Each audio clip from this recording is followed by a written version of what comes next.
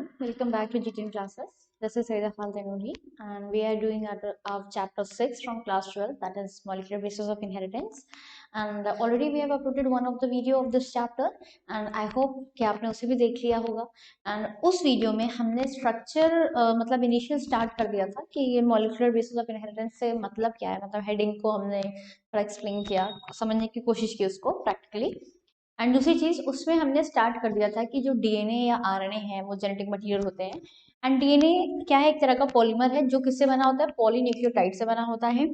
DNA आपका क्या है, एक तरह का पॉलीमर है, पॉलीन्यूक्लियोटाइड है ये. एंड पॉलीन्यूक्लियोटाइड कैसे फॉर्म करती है, स्ट्रक्चर ऑफ अ पॉलीन्यूक्लियोटाइड, वो हम लोगों ने लास्ट वीडियो में देख लिया था. और मैंने बस क्योंकि इनिशियली आगे इसी के आगे स्टार्ट करना है इसलिए मैंने एक पॉलीन्यूक्लियोटाइड ड्रॉ करके यहाँ रखी हुई है. अगर इन केस आप भूल गए हो तो मैं एक बार फिर से रिवाइज करा देती हूँ. हम लोग ने ये पढ़ा था कि एक पेंटोज शुगर रहती है, उस शुगर पे आपका जो कार्बन 1 होता है, अगर सॉरी ये कार्बन 5 है, इस कार्बन 5 पर एक फॉस्फेट ग्रुप लगा रहता है. ये जो कार्बन है इस कार्बन को बोलते हैं 5 कार्बन. और जब नेमिंग यहाँ करते हैं तो हम क्या लगाते हैं ऊपर, डैश, जिसको हम 5 प्राइम रीड करते हैं. इस कार्बन को हम बोलते हैं 1 प्राइम कार्बन. तो एक फॉस्फेट शुगर पे उसके 1 प्राइम कार्बन पे एक नाइट्रोजन बेस लगता है. जब नाइट्रोजन बेस लगता है तो वो क्या बन जाता है, आपका न्यूक्लियोसाइड, और एन ग्लाइकोसिडिक बॉन्ड वहां यूज होता है. फिर उसी पे 5 प्राइम कार्बन पे आपका फॉस्फेट ग्रुप जुड़ जाता है और फिर ये कंप्लीट स्ट्रक्चर बनता है. तो इस एक यूनिट को यहाँ से लेके यहाँ तक, इस एक यूनिट को हम क्या बोलते हैं, न्यूक्लियोटाइड. एंड जब यही न्यूक्लियोटाइड, कई सारे न्यूक्लियोटाइड्स आपस में जुड़ जाते हैं विद फॉस्फोडाइस्टर बॉन्ड, कौन सा बॉन्ड यूज होता है, फॉस्फो डाई ईस्टर बॉन्ड. तो इस बॉन्ड से क्या होता है, आपका आपस में दो न्यूक्लियोटाइड्स जुड़ते चले जाते हैं एंड एक लंबी चेन बना लेते हैं. अब जब एक चेन बन गई है तो हमें चेन के एंड्स डिसाइड करने होंगे, एंड को नेम देना होगा, क्योंकि आपका जो डीएनए है उसके एंड्स को नेम करना बहुत जरूरी है. क्योंकि अभी जब हम आगे पढ़ेंगे तो वहां पर आपको क्लियरली समझ में आएगा कि ये क्यों जरूरी था 5 प्राइम एंड प्राइम पढ़ना. देखो ये क्या है, कार्बन 5 था जिसपे फॉस्फेट ग्रुप जुड़ा हुआ था. तो जो 5 प्राइम कार्बन है उसपे एक फ्री फॉस्फेट ग्रुप मौजूद है. अगर इस फॉस्फेट ग्रुप पे फर्दर आपको एक न्यूक्लियोटाइड जोड़ना चाहोगे, जैसे यहाँ पास है, तो आप जोड़ सकते हो, ऐसा कोई इश्यू नहीं है. तो इसके आगे आप एक और न्यूक्लियोटाइड लेके जा सकते हो. तो ये वाला एंड जिसपे एक फ्री फॉस्फेट ग्रुप मौजूद रहता है उस एंड को हम बोलते हैं 5 प्राइम एंड. 5 प्राइम एंड हो जाएगा, इस पे एक फ्री फॉस्फेट ग्रुप मौजूद रहता है. एंड उसी तरह से आप मान लो ये जो हमारी चेन है वो यहाँ से स्टार्ट होकर यहाँ खत्म हुई है. तो ये वाला जो एंड है इसमें अगर आपका ये नंबर 1 है तो ये नंबर 2 है तो ये नंबर 3 हो गया. तो ये 3 प्राइम कार्बन हुआ आपका. तो 3 प्राइम कार्बन में आप क्लियरली देख रहे हो एक हाइड्रोक्सी ग्रुप मौजूद है. तो ये आपका 3 प्राइम एंड हो जाएगा. आप इन्हें 3 प्राइम हाइड्रोक्सिल एंड भी बोल सकते हो और इसको 3 प्राइम फॉस्फेट एंड भी बोल सकते हो, क्योंकि क्लियरली दिख रहा है कि 5 प्राइम एंड पे फॉस्फेट ग्रुप है एंड 3 प्राइम एंड पे हाइड्रोक्सिल ग्रुप है. तो ये हम लोग ने एक देख लिया पॉलीन्यूक्लियोटाइड. अब हम लोग को बेसिकली पूरा कंप्लीट डीएनए स्ट्रक्चर पढ़ना है. अभी हम लोगों ने एक्चुअल में पॉलीन्यूक्लियोटाइड पढ़ा, उसमें कौन सी बॉन्डिंग वगैरह है ये पढ़ा. अब हमें ये देखना है कि डीएनए एक्चुअल में है कैसा. देखो सबसे पहले डीएनए को डिस्कवर करने वाले हमारे थे फ्रेडरिच मिशर. इन्होंने डीएनए को एक्चुअल में डीएनए बोला ही नहीं था, इन्होंने बोला उसे न्यूक्लियन. इन्होंने न्यूक्लियन टर्म इस्तेमाल किया और उन्होंने बोला कि ये न्यूक्लियन है, आपका जेनेटिक मटेरियल है, इसी से इनहेरिटेंस होता है. तो क्योंकि इनके टाइम पे भी बहुत ज्यादा एडवांस टेक्नोलॉजी वगैरह नहीं थी तो एग्जैक्टली उसका स्ट्रक्चर है कैसा, ये सब चीजें वो ये नहीं बता पाए थे. फिर जैसे जैसे आपका एक्सरे डिफ्रैक्शन टेक्निक्स डेवलप करती चली गई तब एक बहुत फेमस नेम आते हैं दो लोगों के, जेम्स वॉटसन.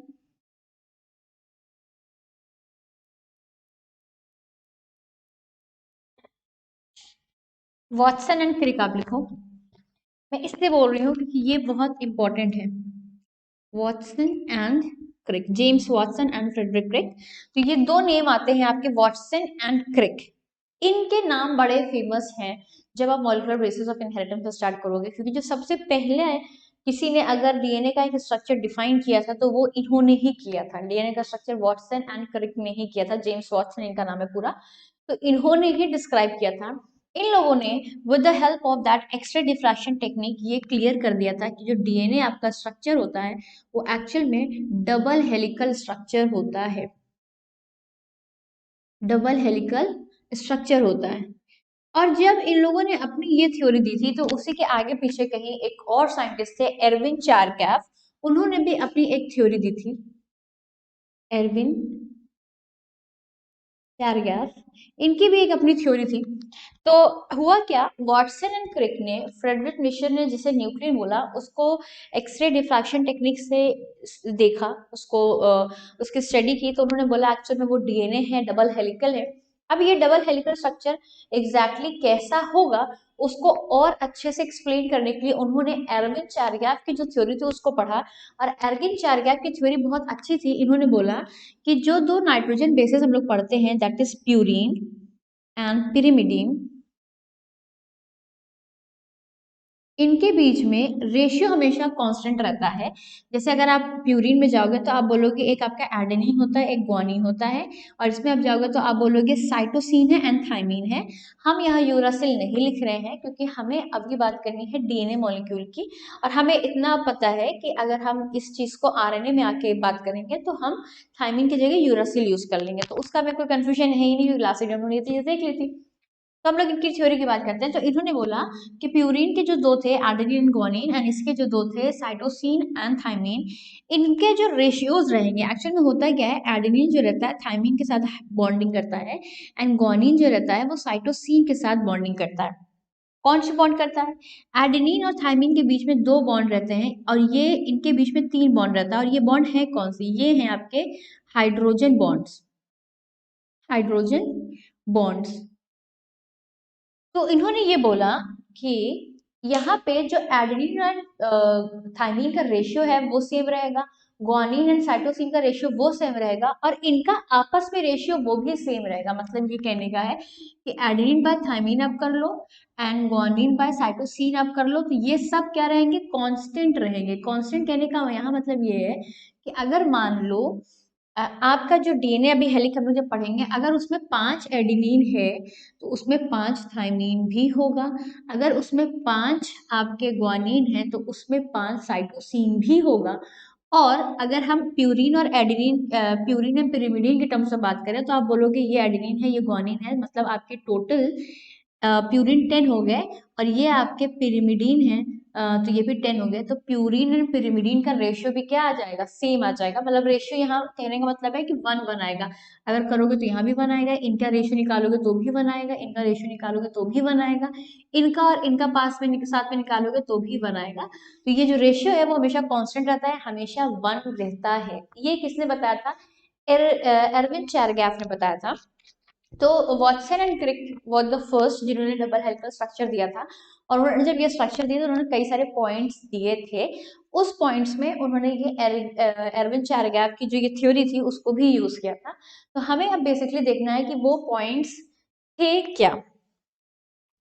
ये स्ट्रक्चर मैं नहीं मिटा रही हूँ क्योंकि इस स्ट्रक्चर को अभी हमें फिर से यूज करना है जब हम स्टडी करेंगे नीचे डबल हेलिकल स्ट्रक्चर की, इसलिए इस स्ट्रक्चर को नहीं मिटा रही हैं हम, इसी पे आगे कंटिन्यू कर लेंगे, ठीक है, क्योंकि ये स्ट्रक्चर बनाना थोड़ा सा दिक्कत करता है।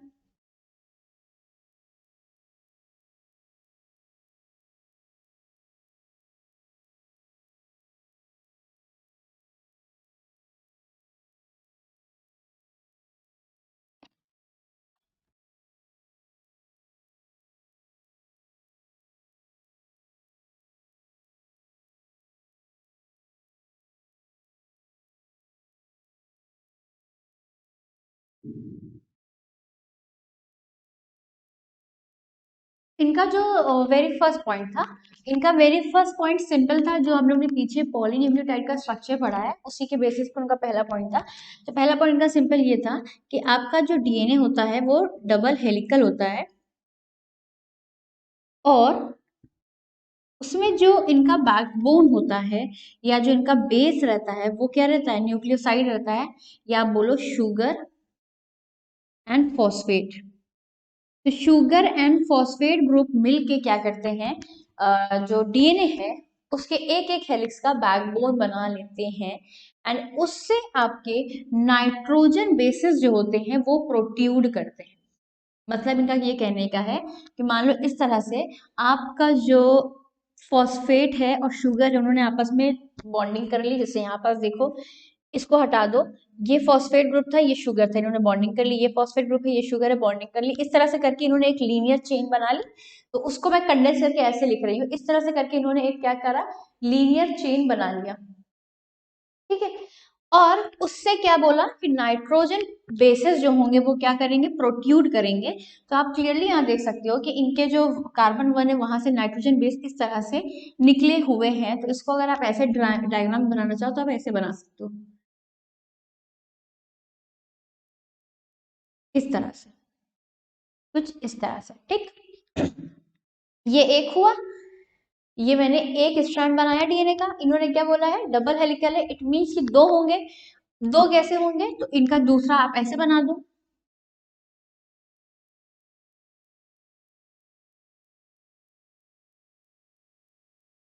अभी मैं इनको जोड़ नहीं रही हूँ, ठीक है, क्योंकि अभी जो हमने स्टेटमेंट लिखा है बस हम उसी को देखेंगे। तो इनका जो पहला पॉइंट था वो यही था कि डीएनए डबल हेलिकल स्ट्रक्चर होता है, उसका जो बैकबोन होता है वो शुगर फॉस्फेट ग्रुप से बना हुआ होता है, उससे आपके नाइट्रोजन बेसेस प्रोट्यूड करते हैं। दूसरा पॉइंट ये है कि ये जो जो दोनों हेलिक्स हैं वो कैसी हैं, एंटी पैरेलल हैं। एंटी पैरेलल है, एंटी पैरेलल कहने का मतलब आप समझ रहे होगे, हमने अभी यहाँ पढ़ा नेमिंग कि 5 prime and two 3 prime and हम इनकी नेमिंग करते हैं। इनका एक एंड अगर 5 प्राइम है तो दूसरे एंड को हम 3 प्राइम बोलते हैं। इसको इस तरह से अगर मान लो हमने यही वाला यहाँ बनाया होगा, तो अगर ये स्ट्रैंड आपका 5 प्राइम 3 प्राइम है तो ये वाला आपका 3 प्राइम 5 प्राइम होगा।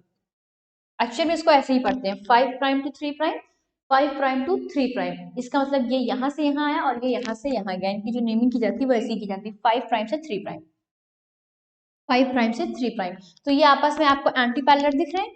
तो ये दोनों स्ट्रैंड्स जो होते हैं एंटी पैरेलल स्ट्रैंड्स होते हैं, ठीक है, हमें एक चीज ये भी पता चल गई। दूसरा इन्होंने ये बोला कि ये स्ट्रैंड्स आपस में कॉम्प्लीमेंट्री है। कॉम्प्लीमेंट्री कहने का मतलब क्या है इनका,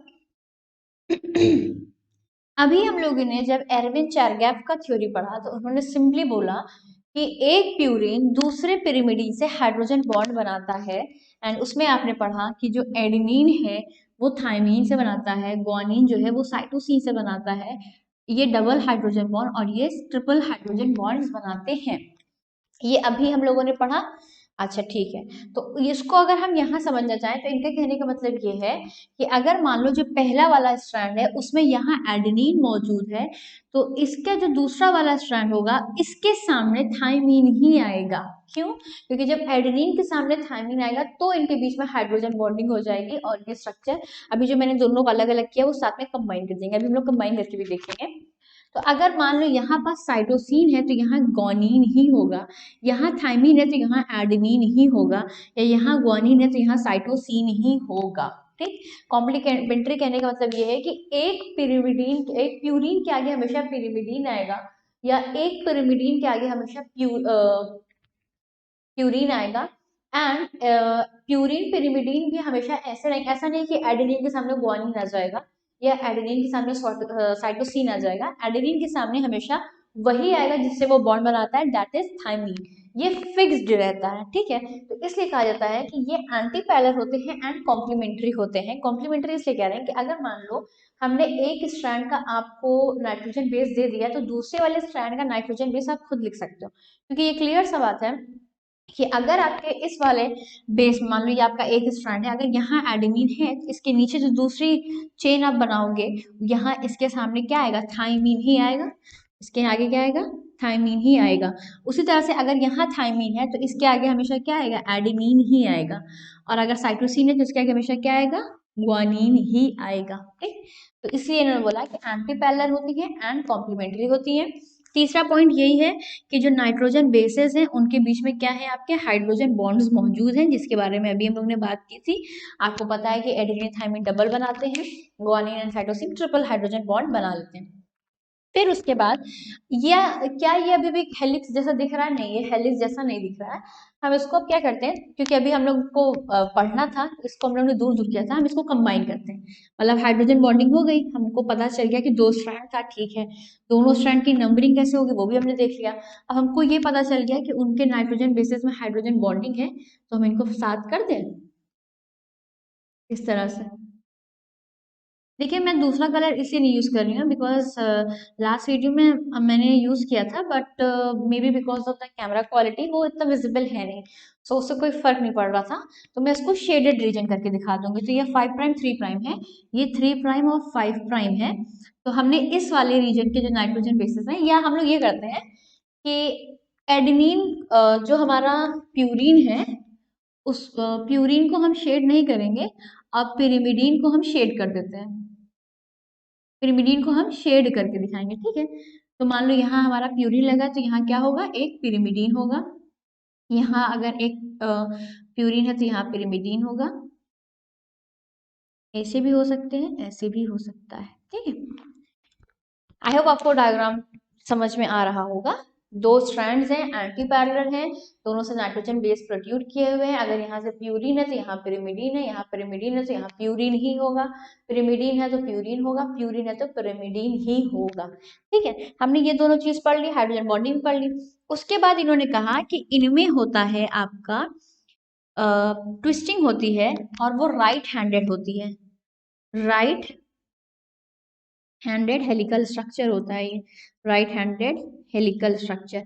हेलिकल स्ट्रक्चर मतलब क्या होता है, जो हेलिक्स बने इस तरह का स्ट्रक्चर, इसे हम बोलते हैं ना हेलिक्स। तो अभी हमारा वो कहाँ हेलिक्स है, वो तो हमारा स्ट्रेट एक लैडर जैसा है। अब इसमें क्या होता है, इसको आप राइट हैंड ट्विस्ट करा दो। राइट हैंड ट्विस्ट में समझ लो, जैसे आपका ये मान लो ये स्ट्रैंड है, इसको आप राइट हैंड ट्विस्ट कराना स्टार्ट करा दोगे, तो इनमें वो वेव्स आना स्टार्ट हो जाएंगे, इस तरह से होता चला जाएगा वो। तो इसको जब आप राइट हैंडेडली ट्विस्ट करा दोगे, तो ये अल्टीमेटली आपका कुछ इस तरह से हो जाएगा, ठीक। अब मान लो अगर ये 5 प्राइम एंड था, तो ये आपका ऐसे आया और ये 3 प्राइम एंड हो गया। और अगर ये 3 प्राइम एंड है, तो ये ऐसे आया और ये आपका 5 प्राइम एंड हो गया। और इनमें आप अगेन फिर से नाइट्रोजन बेसिस वगैरह को दिखा लो।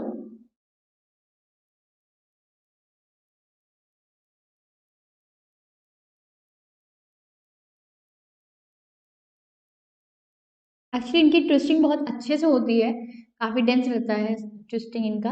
अब मैं वो पूरा इस वजह से यहाँ नहीं दिखा रही हूँ, वरना वो डायग्राम जितना ज़्यादा कॉम्प्लेक्स कर दो तो फिर जब लेबलिंग करो तो समझाने में थोड़ा इशू होता है, ठीक है।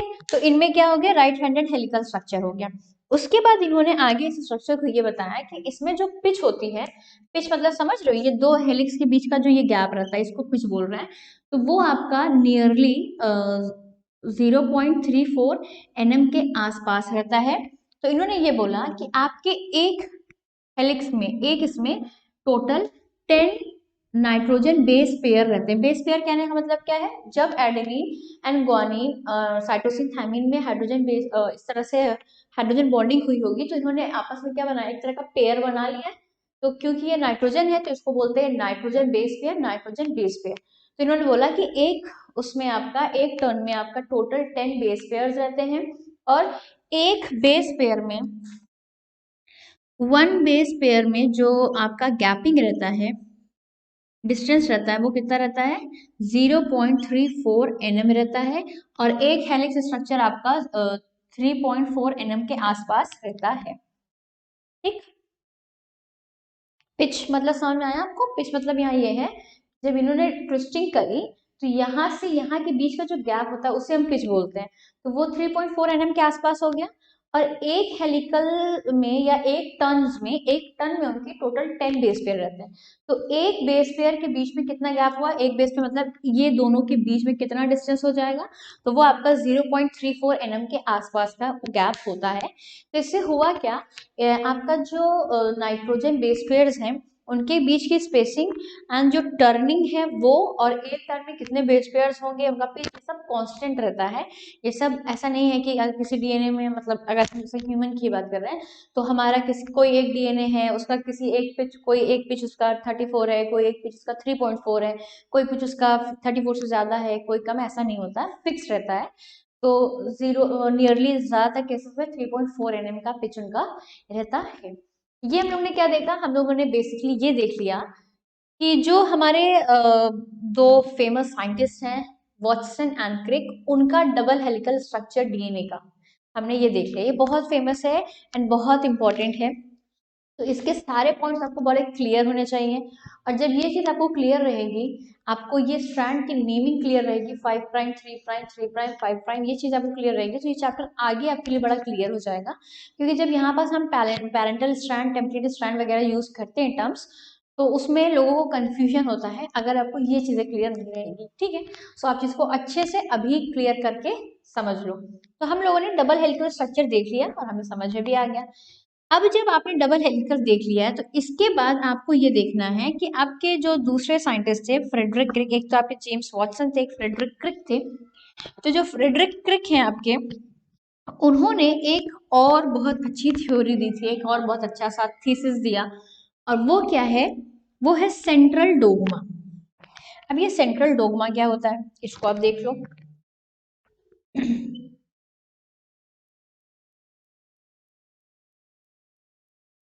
सेंट्रल डोगमा, देखो सेंट्रल डोगमा ये है, एक्चुअल में हुआ क्या, जब जेम्स वॉटसन, फ्रांसिस क्रिक थे और उनके साथ और भी जो भी साइंटिस्ट थे, एडविन चार्याक वगैरह और भी बहुत सारे लोगों ने, ये चीज उन लोगों को क्लियर हो गई थी कि जैसे आप सेल का पढ़ते हो कि सेल आपस में रेप्लिकेट करती हैं, डिवाइड करती हैं, उसी तरह से जो डीएनए है उनमें भी डिवीजन होता है, डीएनए में भी डिवीजन होता है। उसमें क्या होता है कि एक स्ट्रैंड पैरेंटल बन जाता है, एक टेम्पलेट बन जाता है। अभी आपको बस खाली इतना समझना है, क्योंकि एक्चुअल में कैसे होगा ये प्रोसेस वो हम लोग को इस चैप्टर में पढ़ना है, तो वहां आपको मतलब इस चीज का हेडेक नहीं लेना है आपको कि ऐसे कैसे बता दिया मैंने। अभी सिर्फ आप इतना समझो कि इन्होंने क्या यूज किया था, क्रिक सर ने। तो इन्होंने बस ये देखा कि जो डीएनए होता है वो भी डिवाइड कर सकता है, तो उसको हम डीएनए रेप्लिकेशन बोलेंगे। तो इन्होंने ये डिसाइड बताया, मतलब क्लियरली, कि जो डीएनए होते हैं, डीएनए अपना खुद से ही रेप्लिकेट करके डीएनए बना लेता है। जैसे आप सेल का पढ़ते हो, सेल है, सेल डिवाइड करके क्या बनाती है, सेल बनाती है। उसी तरह से डीएनए आपस में ही डिवीजन करके, उसको रेप्लिकेशन बोलेंगे यहाँ पास, डीएनए रेप्लिकेशन करके डीएनए बना लेता है। और जब डीएनए में एक प्रोसेस और होता है, आरएनए। पीछे हमने पढ़ा था दो तरह के जेनेटिक मटेरियल, एक डीएनए एक आरएनए। ज्यादातर केसेस में डीएनए जेनेटिक मटेरियल होता है, आरएनए जेनेटिक मटेरियल नहीं होता, बट आरएनए प्रेजेंट तो रहता है। तो आरएनए बनता ही कैसे है, तो जो ये डीएनए है इसके अंदर एक कुछ प्रोसेस चेंजिंग होते हैं, कुछ प्रोसेस चलते हैं, उससे बन जाता है आरएनए। एंड उस प्रोसेस को हम बोलते हैं ट्रांसक्रिप्शन। इस चीज को भी आपको इसी चैप्टर में पढ़ना है। और फिर ये आरएनए जो होता है, इस आरएनए से बनते हैं प्रोटीन। एंड ये जो प्रोटीन बने, ये यहाँ जो प्रोसेस चलता है, उस प्रोसेस को नाम दिया जाता है ट्रांसलेशन। एक्चुअल में अगर देखा जाए तो ये जो हमारा चैप्टर है मॉलिक्यूलर बेसिस ऑफ इनहेरिटेंस, इसमें आपको एक तो डीएनए का स्ट्रक्चर, आरएनए का स्ट्रक्चर ये पढ़ना है। दूसरा आपको डीएनए से डीएनए कैसे बनेगा, दैट इज रेप्लिकेशन, ये भी पढ़ना है। डीएनए से आरएनए कैसे बनेगा, ट्रांसक्रिप्शन, ये पढ़ना है। एंड आरएनए से प्रोटीन ट्रांसलेशन आपको ये भी पढ़ना है। बेसिकली कोर ही यही है पूरे चैप्टर का। तो ये जो हमने फ्लो बनाया है, जेनेटिक इंफॉर्मेशन का फ्लो जो बनाया है, कैसे डीएनए से जेनेटिक इंफॉर्मेशन आरएनए में ट्रांसफर होती है, एंड आरएनए से प्रोटीन में ट्रांसफर होती है, एंड फिर ये प्रोटीन एक्सप्रेस कराता है फिनोटाइप में। ये फ्लो कैसे होता है, इसको बोलते हैं सेंट्रल डोगमा। एक्चुअल में ये आपका नॉर्मल क्लासिकल सेंट्रल डोगमा है, ये क्लासिकल सेंट्रल डोगमा है। जनरल यही होता है, बट कुछ कुछ कंडीशंस ऐसी हैं, कुछ कुछ ऐसे ऑर्गेनिजम्स हैं जिनमें आरएनए से डीएनए भी बन सकता है। तो जब आरएनए से डीएनए बनता है तो उसको हम बोलते हैं रिवर्स ट्रांसक्रिप्शन, ठीक। और यहाँ बहुत सारे एंजाइम्स यूज होते हैं, बहुत सारे अच्छे से, मतलब एक अच्छा कॉम्प्लेक्स थोड़ा प्रोसेस पढ़ना है हमें, उसमें कौन कौन से एंजाइम्स यूज होंगे वो सब पढ़ना है। तो ये काफी इंटरेस्टिंग पार्ट है। सो हमारा जो पहला पॉइंट था कि डीएनए का स्ट्रक्चर, आरएनए का स्ट्रक्चर एग्जैक्टली है कैसा, वो हमने पढ़ लिया। सो ये वीडियो को हम यही खत्म करते हैं, एंड नेक्स्ट वीडियो का आप प्लीज वेट करें। नेक्स्ट वीडियो भी हम बहुत जल्दी अपलोड कर देंगे। इनफैक्ट ये भी हो सकता है कि एक दिन में 2 वीडियो आ सकती हैं, ताकि आपका सिलेबस जल्दी कंप्लीट हो जाए। तो बस आपको हमें कंटिन्यूसली फॉलो करते रहना है, ताकि स्मूथली आपका सिलेबस हमारे साथ ही कंप्लीट हो जाए। And we hope very best for you guys. Thank you.